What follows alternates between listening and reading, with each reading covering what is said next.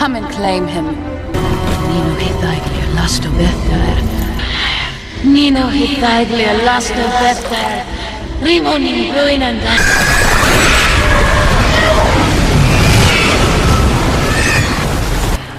In the film adaptations of The Lord of the Rings, brought to life by director Peter Jackson, we witness a memorable vision of the downfall of the Witch King, who is destroyed on the Pelennor fields thanks to the coordinated efforts of Éowyn and Merry. And also in that same movie, we are shown the destruction of several other Nazgûl.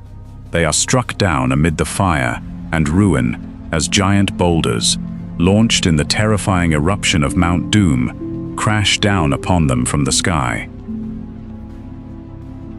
However, today, we ask the question, is this truly the way that the mighty Ringwraiths meet their end in the official story as it was originally written? And with their nature being wraiths or ghosts, can they ever truly be killed? Might they still exist after the downfall of their master and his ring of power, weakened yet not at all destroyed, condemned to wander endlessly in the forgotten places of Middle-earth, lingering in the darkness like faint echoes of their former selves? Or instead, are they ultimately freed from the will that has enslaved them for so long? Do their souls leave the world, moving on to seek the peace that had been denied to them for too long? To answer these lingering questions, we must first unveil the basic nature of the Nazgûl and shed light on their ancient origins. Because, of course, the Ringwraiths did not always bear the form they had in the Third Age. In the Second Age, they were once living humans, mortal beings, sharing the same fate as the rest of their kind. But exactly who were they? There is a common misconception originating from the narration in the prologue of the cinematic adaptation of The Fellowship of the Ring. There, we are told about the bearers of the Rings of Power, 3 rings for the elven kings under the sky, 7 for the dwarf lords in their halls of stone, and 9 for mortal men, who are depicted as kings, each wearing a crown. However, in the original text, it is never made completely or explicitly clear that all of these men were truly kings. Audiences are often familiar with the image of 9 faceless ghosts, but in reality, throughout the entire massive mythological system, Tolkien only left behind the identity of a single person, Khamûl the Easterling. He is the lieutenant of the Witch King, the lord ruling the vast region of Rhûn, and is also the Black Rider most sensitive to the ring, the one who relentlessly hunted Frodo right from the first days of leaving the Shire. Recalling a specific name like Khamûl is the clearest proof showing, before being stripped of their identities by the darkness, they were truly humans with names, homelands, and an illustrious past.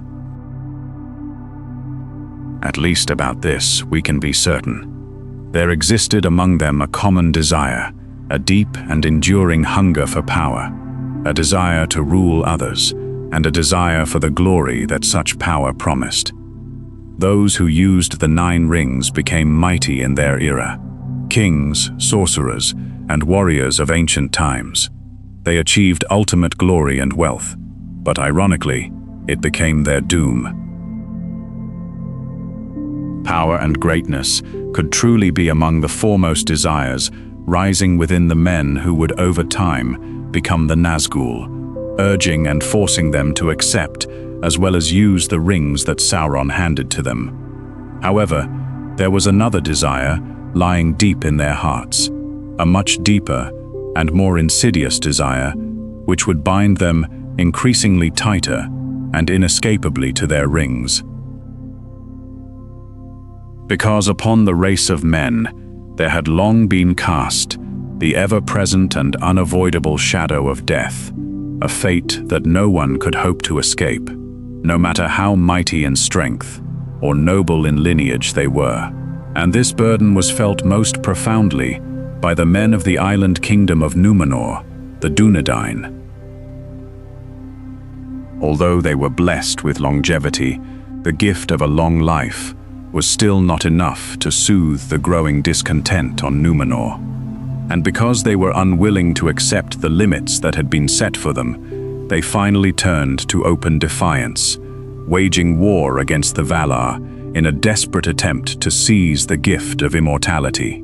Up to 3 among the Nazgûl bore the bloodline originating from that proud seafaring people, standing as the heirs of a legacy shaped by both great glory and the restless fear of the end waiting for all mortal beings.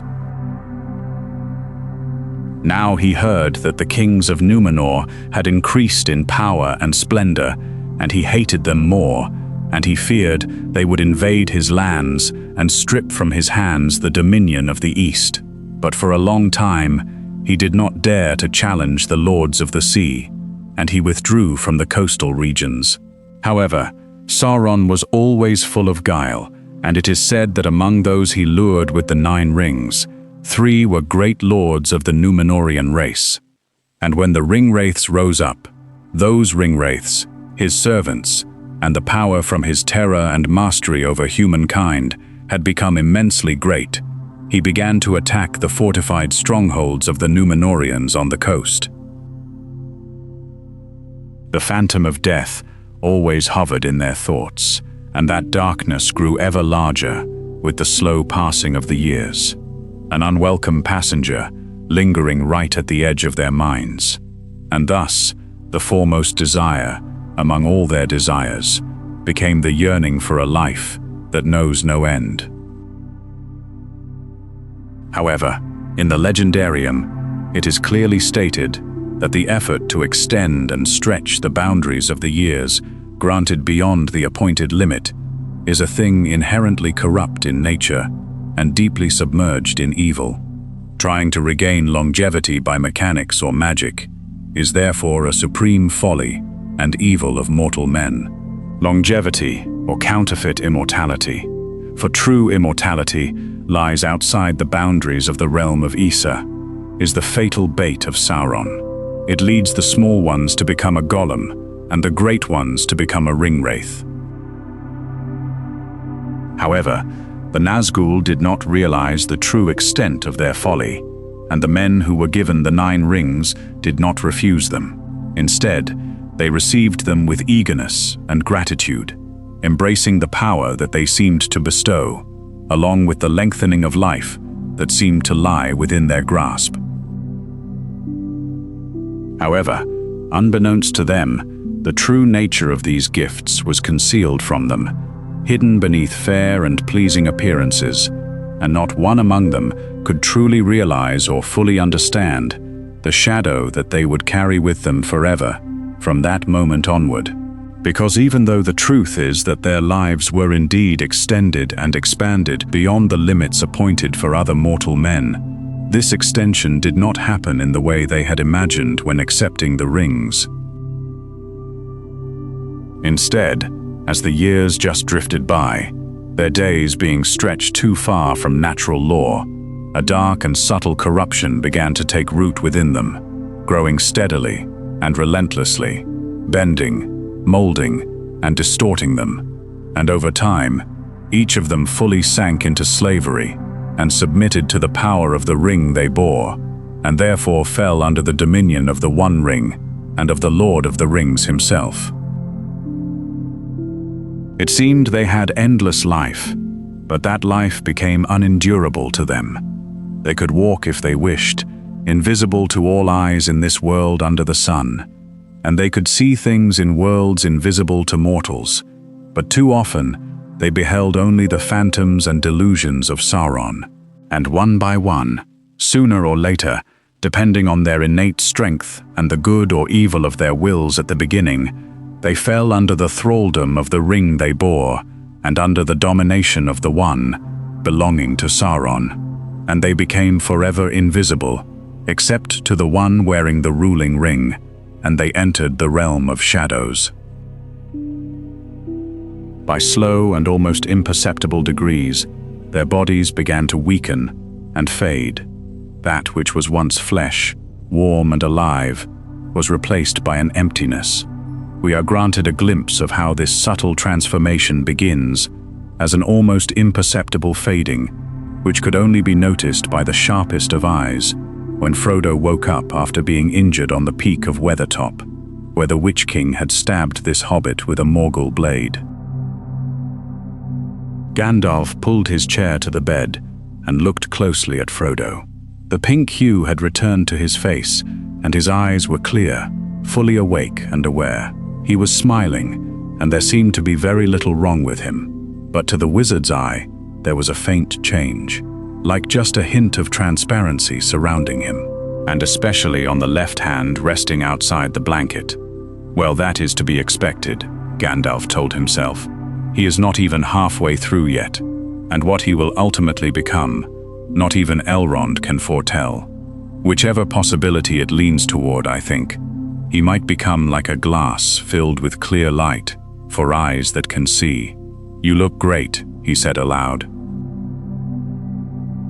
Yet, even as their forms faded and their mortal nature slipped increasingly out of reach, they also could not force themselves to cast aside the rings they were bearing, because the desire to escape death and the boundaries of mortal life had become so intense and entirely consumed them, to the point that they would rather accept their dark fate than surrender to the silent call of death. And so it happened. They faded completely and disappeared from the sight of the living, forever unable to be seen, except by the bearer of the ruling ring. From then on, they could walk out there, hidden from every gaze under the sun, moving invisibly among the living. Yet they themselves then possessed a vision that revealed to them the things originally invisible to mortal eyes, because they had entered the world of wraiths, Wraithworld, a ghostly parallel realm existing right on the edge of perception. And with the completion of that transition process, the 9 Ringwraiths were completely lost, irrevocably bound, and utterly enslaved under the will of Sauron, the one who was then and would forever be their master until the very end. In their dim and terrifying new existence, all that they once were gradually faded into a distant memory, until all that they knew was an endless servitude stretching forward with no hope, no rest, and no promise of deliverance. It should be noted at this stage that the rings that once bound them were no longer kept in their own possession, because Sauron had taken them back into his own possession after their transformation process into wraiths had reached its final and horrifying completion. Ultimately, he decided that no one else would serve him in this case but his mightiest servants, the Ringwraiths, those who had no will other than his own, each utterly submitting to the ring that had enslaved them, which Sauron was holding. And therefore, Sauron could still, even after losing the One Ring, continue to exert his will and power over the Ringwraiths, still keeping them in perpetual slavery. The fact that their rings of power were no longer actually in their physical possession seemed to have no noticeable effect on them. This seems to be because, during the transformation process into wraiths, the Nazgûl had been bound to their rings, and thus, as long as the artifacts to which their souls were tightly bound still existed, a connection was still maintained, even when a vast distance lay between the two. And this very truth is also evident in Sauron himself, who, even without the One Ring in the Third Age, could still execute his horrifying return to power, because his soul could not be weakened to the point of being unable to recover as long as the One Ring still existed, and thus still kept a connection with him. While he wore it, his power on Earth was actually enhanced, but even when he did not wear it, that power still existed and kept a connection with himself. He was not weakened unless someone else seized and possessed it. However, with the destruction of the One Ring, everyone knows well that the power that had long resided inside all the other rings of power was also terminated. We know this is true, because this is the very fate that befell the 3 rings of the elves. items whose inherent elegance and power were lost in that fateful moment, the moment the ruling ring was finally thrown into the cracks of doom. However, many voices rang out among the elves predicting that, if Sauron were to return, then either he would find the lost ruling ring, or in the best case, his enemies would discover it and destroy it. But, whichever the possibility, the power of the three rings would ultimately have to fail, and all things maintained by them would also have to fade, and thus the elves would sink into the twilight, and the era of the dominion of men would begin. And indeed, that has happened since then. The 1, the 7, and the 9 have all been destroyed, and the three rings have passed away. And with them, the Third Age has ended, and the tales of the Eldar in Middle-earth come to an end.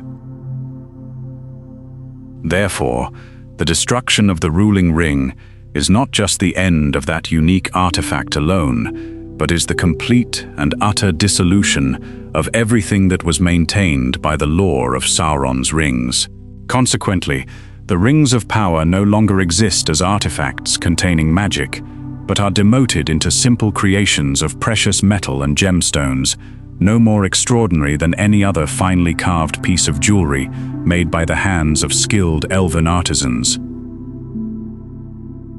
Thus, the dark spell that had bound the souls of the Nazgûl for so long was ultimately broken, and in the breaking of that spell, the Nazgûl were not only freed from the direct domination of Sauron's will, but also from the spectral forms that had shaped their nature for thousands of years.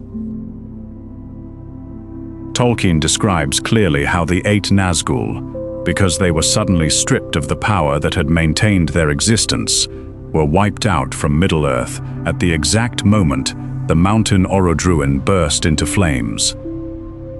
And then finally, across the miles of separation, a rumbling resounded, growing into an ear-piercing crash and roar. The ground shook, the plain heaved and cracked, and Orodruin staggered. Fire spewed from its torn summit. The sky exploded in thunder, scorched by lightning bolts. Crashing down like lashing whips was a torrential black rain, and advancing into the heart of the storm, with a shriek that pierced through all other sounds, tearing the clouds apart, the Nazgûl rushed in, darting like flaming arrows. When caught in the fiery ruin of hill and sky, they crackled, withered, and went out. It seems it was from this very passage that Peter Jackson and those working with him took inspiration for the scene in which giant flaming boulders, thrown from Orodruin, attack the Nazgûl from the sky. However, when studying the wording that Tolkien chose for this same scene, a rather different image is evoked, because he wrote that they crackled, withered, and then simply went out. In a very similar manner, when the Witch King of Angmar finally met his death at the hands of Meriadoc and Éowyn, he was not struck down on the battlefield in ruin, but instead disappeared almost immediately. Merry's sword had stabbed him from behind, cleaving the black cloak and piercing upwards beneath the chainmail, striking through the sinew behind his mighty knee. "Éowyn! Éowyn!" Merry yelled. Then, staggering, trying to stand up with her last bit of strength, she drove her sword hard between the crown and the cloak as the giant shoulders bowed down before her. The sword shattered, flashing into countless pieces. The crown rolled away with a clanging sound. Éowyn fell forward, crushing onto her fallen enemy. But lo, the cloak and chainmail were empty. Now they lay misshapen on the ground, torn and crumpled, and a shriek echoed into the trembling air, then faded into a piercing wail, dissipating with the wind. An incorporeal and frail voice that died away, was swallowed up, and was never heard once again in that age of this world. And so we arrive at the central question that this video revolves around. Did the Nazgûl, once their rings were destroyed, simply vanish into nothingness, completely disappearing from existence? In Tolkien's Legendarium, such an ending is not the fate appointed for the souls of humankind, because the souls of the incarnates, namely humans, elves, and dwarves, along with the souls of the Ainur, cannot be completely wiped out or reduced to nothingness. They must either linger within the boundaries of the world as unhoused souls or move on to another place, depending on their nature and their appointed doom. Even those who had fallen to the path of evil, like the Nazgûl, were still always bound to this fundamental and unbreakable law of nature. It is for this reason that even when Sauron himself was overthrown multiple times throughout the history of the Second Age, his end was never absolute, because his soul still existed beyond the ruin of his physical form, still bound to the world. And although that soul was certainly weakened for a time, due to the loss of its housing, of course it was not completely destroyed. It slowly gathered strength, grew, and returned inside a new form. The elves certainly held the view, and taught that fear, or souls, could self-develop their own lives independently of the body, even as they could be injured and healed, diminished and restored, if they did not sink below a certain level, because no fear could be completely annihilated, reduced to zero or non-existence. It is unclear what this means. Therefore, it is said that Sauron fell below the point of recovery, even though he had recovered previously. As this passage makes abundantly clear, no soul, or Fëa, as Tolkien called it, can be completely wiped out of existence. Therefore, it is inevitable that the soul of any being whose physical body was destroyed must continue to exist in one form or another. As a result, when the souls of the Nazgûl were ultimately liberated and set free from their unnatural bondage, they would have to undergo the exact same spiritual journey as was appointed for all of humankind. In the Legendarium, it is told that the fear of men and elves, and even of dwarves, were gathered together at a single place of waiting, the halls of Mandos, where they would stay until a time when their different paths diverged once again. These halls, which Tolkien also named the Halls of Waiting, are located somewhere in the far northwest region of the continent of Aman, also known as the Undying Lands. Namo, the Elder God, dwells in Mandos, which lies to the west of Valinor. He is the keeper of the houses of the dead and the summoner of the souls of the slain. He forgets nothing, and he knows everything that will happen, except only those things that still lie in the freedom of Ilúvatar. He is the doomsman of the Valar, but he only pronounces sentences and issues his judgments on the command of Manwë. Vaire, the Weaver, is his spouse, who weaves everything that has ever existed in time into her story-filled webs. And the halls of Mandos, which constantly expand as the ages pass, are covered by them. And so, it seems certain that right after the event of the destruction of the One Ring, the souls of the Nazgûl would find themselves brought to the halls of Mandos. However, this topic is not entirely simple, because of course there is a complicated detail in this story that requires closer consideration. The Witch King, the greatest among the 9 Ringwraiths, was destroyed a few days before the ring was destroyed, and therefore before the final severance of the power that maintained his unnatural state. What happened to his soul in the intervening time, right after his downfall on the Pelennor fields? To answer this question, we must consider 2 main possibilities. The first possibility is that his soul did not immediately depart to the halls of waiting, but instead lingered, imprisoned by the power and influence of the ring that enslaved him. The second possibility is that, upon being defeated, he immediately left Middle-earth and went to the halls of waiting, despite the continued existence of his ring. But which path did his soul take in that final hour? First, let us turn back to the passage describing the aftermath of the Witch King's downfall, where a tiny, yet highly significant detail will perhaps bring us the first faint gleam of an answer. Because, when Merry coincidentally looked down at his barrow blade, a clue can actually be found, suggesting what truly happened to the Witch King. And lo, his weapon lay there, but the blade was smoking like a dry branch thrown into a fire, and as he watched it, it writhed, withered, and was consumed. The sword of the Barrow Downs, the work of Westernesse, departed just like that. But the craftsman who forged it slowly a long time ago in the North Kingdom would have been very glad to know its fate, in the era when the Dunedain were still young, and the chief enemy among their foes was the terrifying realm of Angmar and its sorcerer king. No other blade, even if mightier hands had wielded it, could have dealt that foe such a bitter wound, cleaving the immortal flesh, breaking the spell binding his invisible sinews to his will.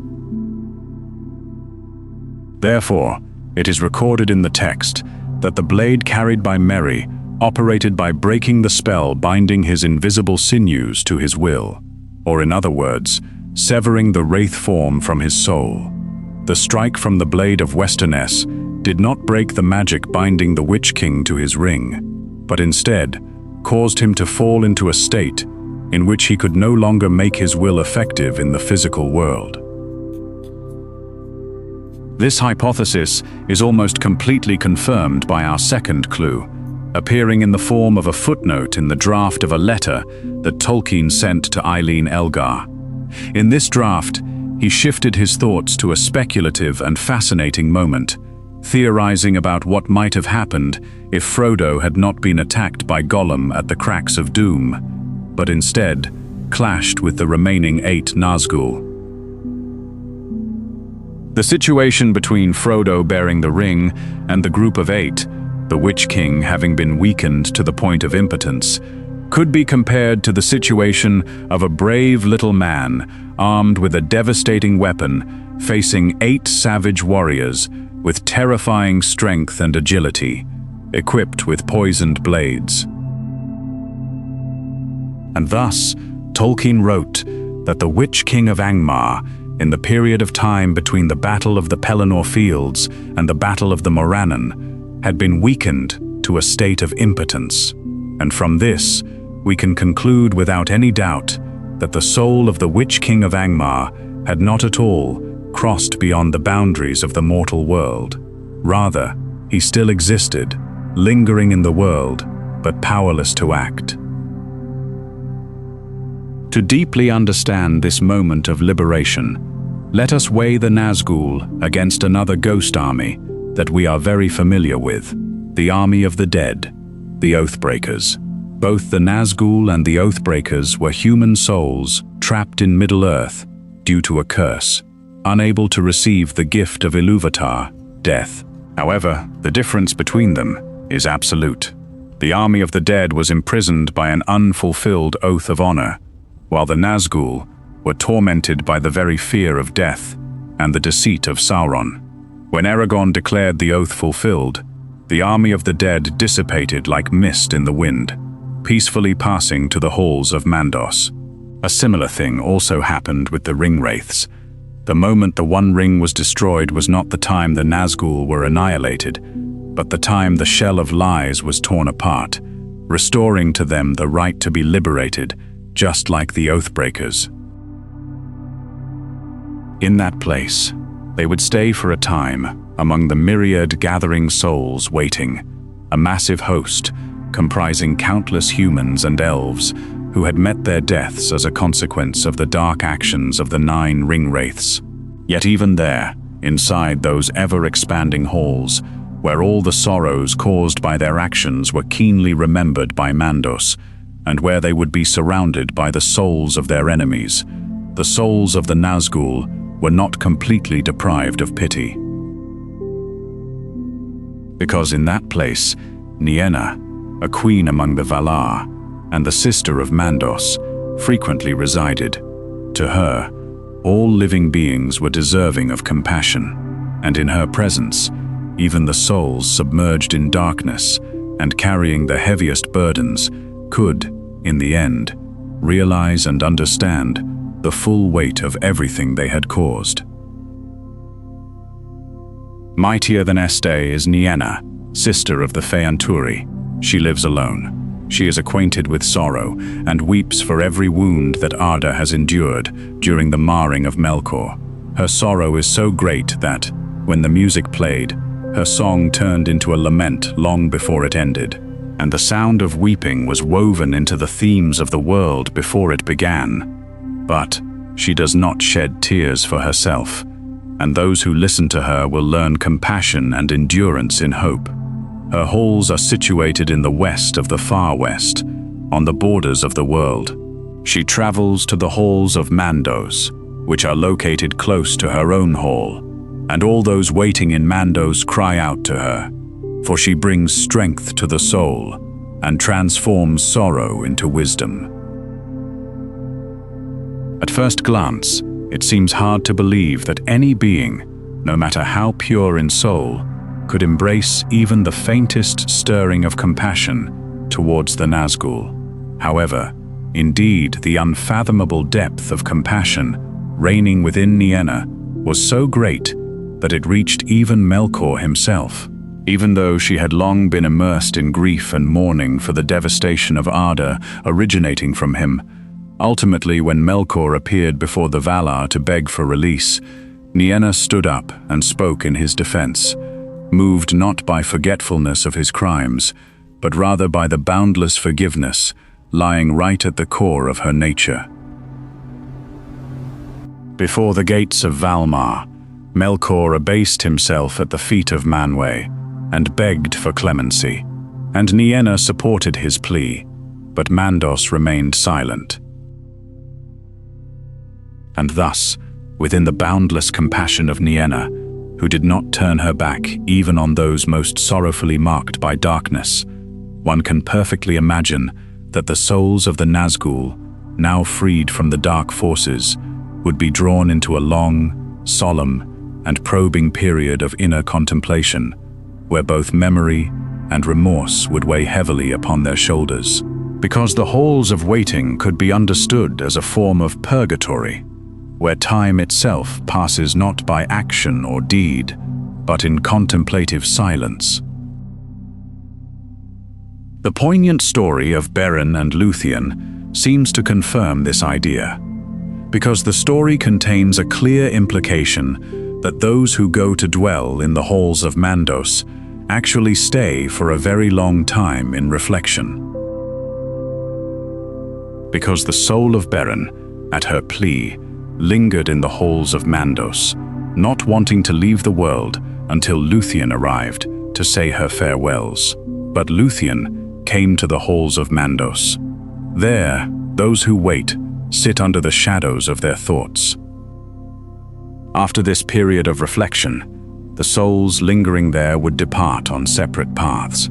The immortal elves, when the time is ripe, would be granted a physical form once again. However, the fate of humans after they were freed remained uncertain. Even the mighty Valar did not know where the souls of humans go once they have passed beyond the circles of the world.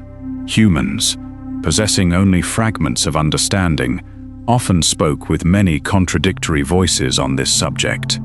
However, the wisest among humankind, those whose hearts had to bear the least burden from the darkness, held a different belief, that ultimately, in the end, they would return to their creator, Eru Ilúvatar. Ironically, as the long, drawn-out years and eras increasingly weighed heavily upon them, many among the elves had begun to look at the fate of humans with a strange envy, and therefore they called the death of humans the gift of Ilúvatar. It is one with the gift of this freedom that the children of men only live a short span of time in the world and are not bound to it, and soon leave to a place that the elves do not know, whereas the elves remain until the end of days, and their love for the earth is therefore lonelier and more bitter. Age also does not subdue their strength unless one becomes weary of 10,000 centuries. And when dying, they are gathered to the halls of Mandos in Valinor, from where over time they may return. But the children of men truly die and leave the world. Therefore they are called the guests, or the strangers. Death is their fate, the gift of Ilúvatar, a thing that as time wears on, even the powers will envy. And just like that, the souls of the Nazgûl, although trapped for so long by the Dark Lord who had cunningly lured them into his servitude, would still be assigned a fate no different compared to other mortal men. They would depart, passing through the circles of the world and uncovering the truth of that hidden and invisible realm reserved specifically for humankind. And this fate is absolutely not to be considered an evil end. In truth, the messengers of the Valar, those who in the Second Age had sought to soothe the growing discontent of the Númenóreans, spoke of the fate of men with reverence and informed the Dúnedain that death was not a path to be viewed with fear. But this we believe to be the truth, that your home is not here, not in the land of Aman, nor anywhere within the circles of the world, and the fate of men, that they must leave, was initially a gift of Ilúvatar. It became a suffering for them only because, when lying under the shadow of Morgoth, it seemed to them that they were surrounded by a massive darkness that they feared. The Nazgûl first appeared around the year 2251 of the Second Age, and it did not take long before they became fearsome as the most deadly servants of the enemy. And for more than 4,000 years, they brought fear and death to the peoples of Middle-earth, executing the dark will of their master. But eventually, with the destruction of the ruling ring, the power that had bound them to Sauron was dispelled, and the souls of the Nazgûl were ultimately liberated from their lengthy enslavement. Therefore, upon being freed, they would continue to assume the fate appointed for all of humankind, going to the halls of Mandos, and over time would journey beyond the circles of the world. And this fate leads me to believe that once the truth about death was revealed to them, recognizing the lies of Sauron and the deceit of Melkor which had cast a shadow over the lives of all humankind, they would realize the error in their path, repent, and finally abandon the darkness. And with their departure, the shadow that they had cast over Middle-earth for so long was finally eradicated, and a dark chapter came to a close in the history of Middle-earth. Thank you for taking the time to watch. Goodbye, and see you again on the Mythos Archive.